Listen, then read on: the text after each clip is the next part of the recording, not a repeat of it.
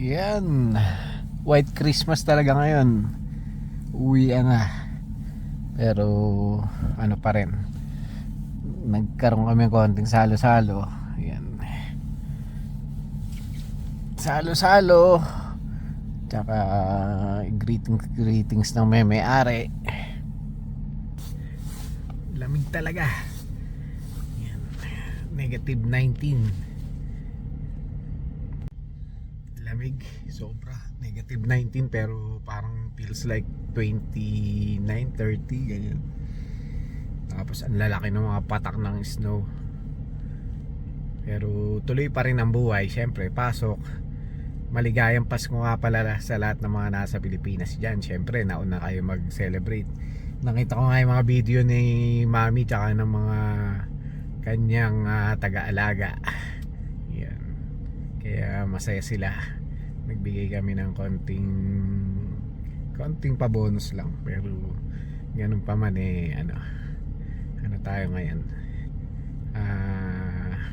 trabaho. Alam niyo naman dito sa bagay sa Pilipinas ganun din naman, di ba? May pasok pa rin naman. Mga half day nga lang. Kami half day nga lang din, pero marami pa rin kaming tinapos na trabaho. Kumbaga tuloy-tuloy pa rin ang trabaho. Yan, si Carla whole day sila yata ngayon. Pero bukas wala siyang pasok, 25. Wala rin akong pasok. Ay naka. Ingat-ingat din sa biyahe dahil nga sa mga nandito sa Canada ngayon, malakas ang mga snow kung saan-saan. Kaya ano tayo, medyo ingat sa pagmamaneho.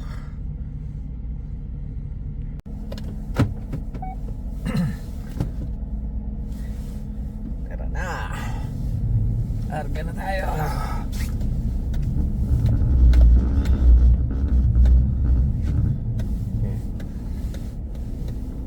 Medyo malalim ang ano ngayon, ang snow. Kapal. Ay naka. Yan. Kailangan medyo equip yung mga sasakyan nyo sa ganitong kondisyon, tsaka huwag kayo magpapaubos ng gasolina kasi siyempre alam nyo na mahirap mawala ng gasolina in the middle ng ng biyahe. Pero mukhang magandang bumiyahe din sa mga kagaya ng mga band yan. Ganda sana kung medyo maliwanag medyo kulimlim kasi.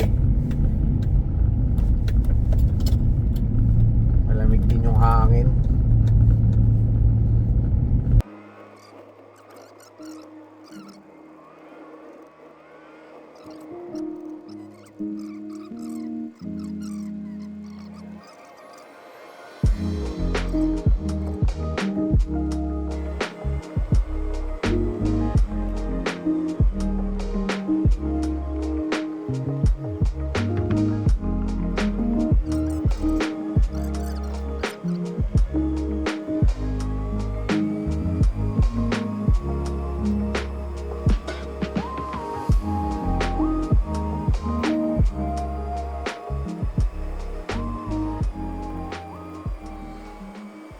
Yan, kauwi ko lang.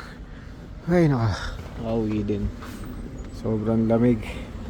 Kapal na naman ng snow. Maghahakot na naman. Ay, mag-aano na naman. Magpapala mamaya. Medyo humina-hina na pa rito ngayon. Kanina malakas eh. Yung mga katapat namin na mukhang punong-puno ng snow yun ah. At saka syempre, meron tayong galing sa kumpanya. Yun. Dahil last day na ng pasok namin. Yun o.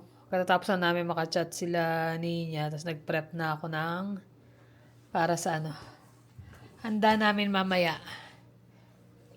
So yan. Magluluto ako ng lengua. Lengua estofado. So, ito yung lengua, niluto ko na siya kagabi. Nalinis ko na ngayon yan. Hiniwa. Tapos, ito yung ingredients ko. Garlic, onion, peppers, green olives, tsaka butter, panggisa. Tapos, tomato paste.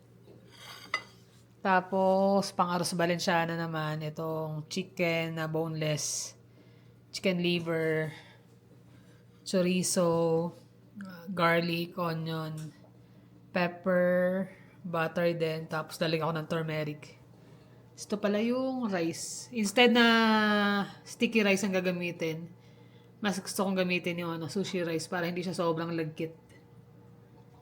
Tapos green peas pala tsaka itlog. Ito naman yung shrimp. Isang pack to pero sobrang dami kasi. So nagluto lang ako ng pang-ilan. I-bake ko yan. Ito ipapalaman ko dyan. Melted butter, garlic, onion, cheese, quick melt. Tapos parmesan. Tsaka paprika, konting chicken powder. So yan, gisa ko muna yung chicken. As in saute lang. So medyo luto muna siya. Kasi set aside natin after.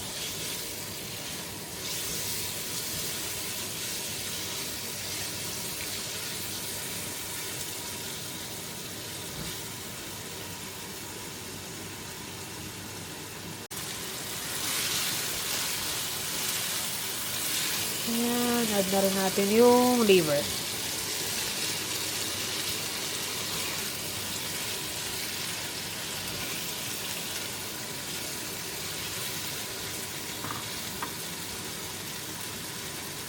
So yan, halos luto na yung chicken at saka liver. Set aside muna to.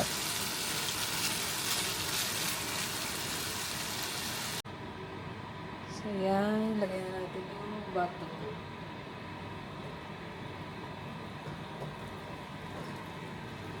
Tapos konting oil.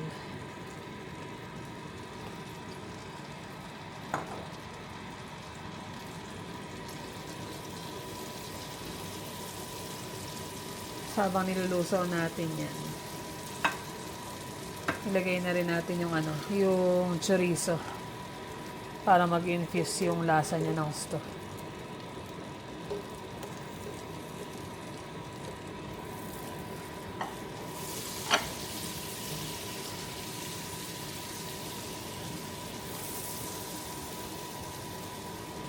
Yung iba ginagawa, sinasaing ng bukod yung malagkit. Pero ako, gagawin ko, dito ko na siya lulutuin mismo. Sa mga ginisa ko.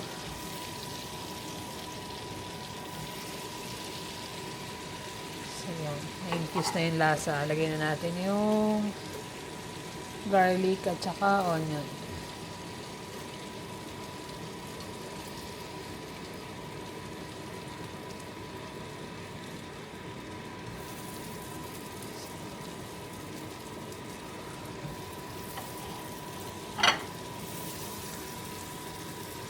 Ayan, nag-isa na yung bawang at saka sibuyas.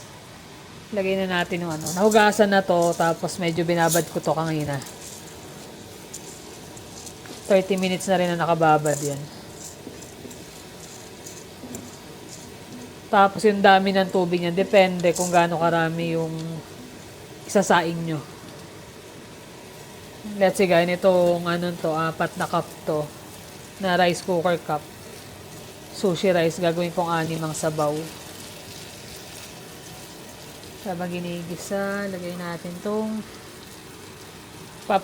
paprika, pepper, black pepper at saka turmeric.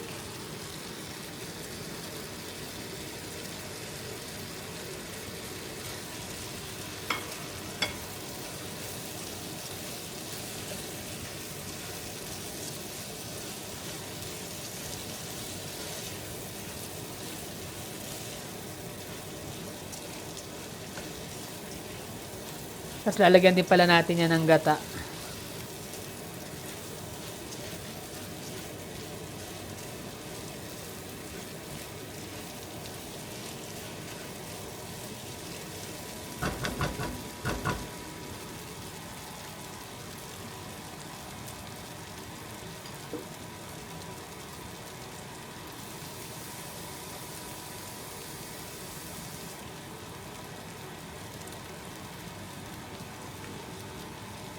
So yan, lagyan ko na ng tubig.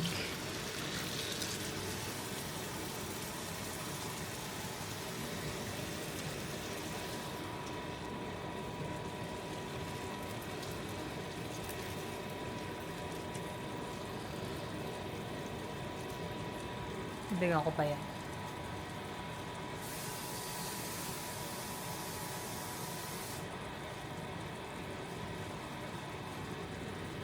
Yan, bali 4 cups ang katumbas niyan.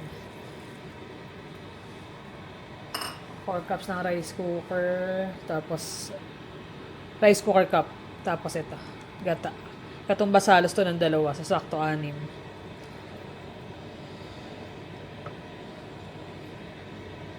Lagyan natin ng chicken cubes pala, I mean.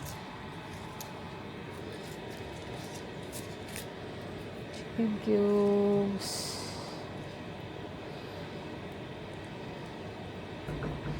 Lagyan na rin natin yung peppers.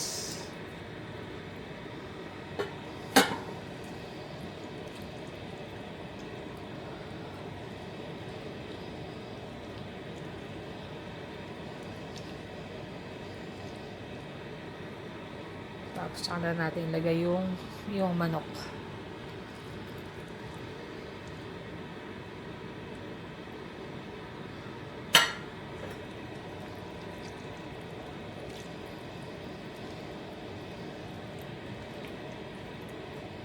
Yung green peas, mamaya ako nilalagay yun. Pagpaluto na, pag-iin-inin na lang siya. Tapos pag kumuluto, titikman ko kung okay. Kung kulang pa yung chicken cubes, dadagdagan ko pa. So, yan. Pwede na nating i-cover yan. Hayaan lang siyang maluto. Tapos medium heat lang yan.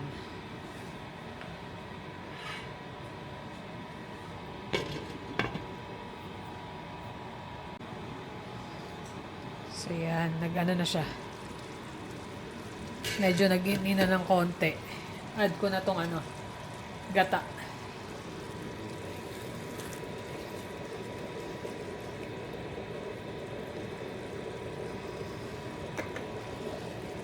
Yan.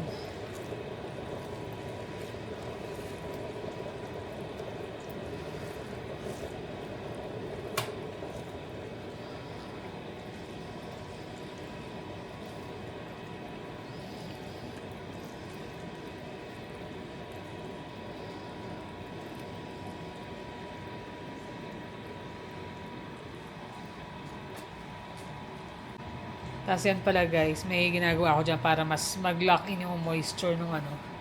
Kumuha ako ng parchment paper or wax paper. Babasahin ko lang yan, lulukutin. Tapos lagay mo lang sa ibabaw.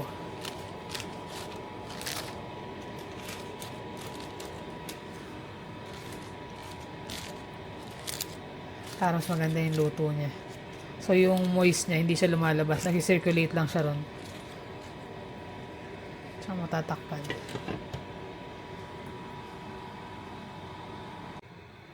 Ito yung ating baked shrimp. Mukhang yun na nilinis ko na to. Tapos in-open ko. So ito na yung mixture na sinabi ko sa inyo kanina. Baked shrimp. Bake lang naman to ng mga 10 minutes. Baka nga wala pa.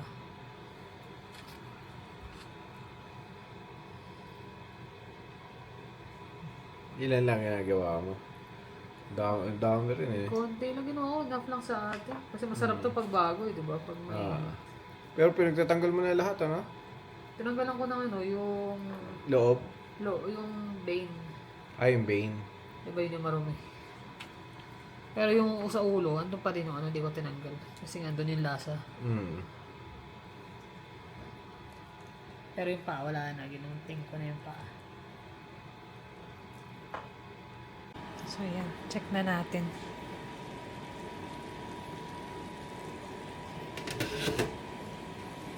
Yan. Yan yung gusto ko yun. Naglalak siya kapag pagka may parchment. Malapit na to. Konting in pa.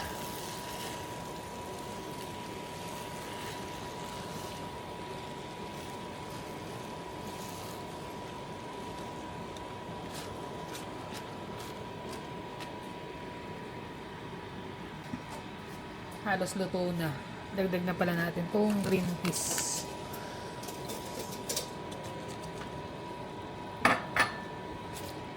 Frozen peas tong gamit ko.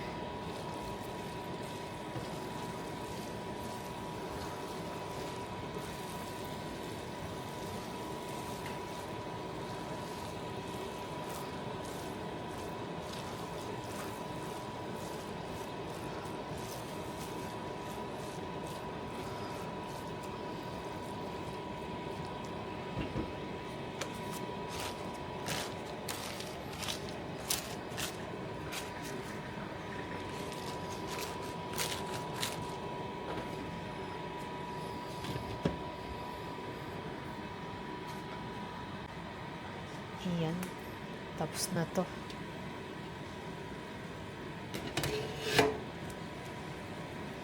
Ayan.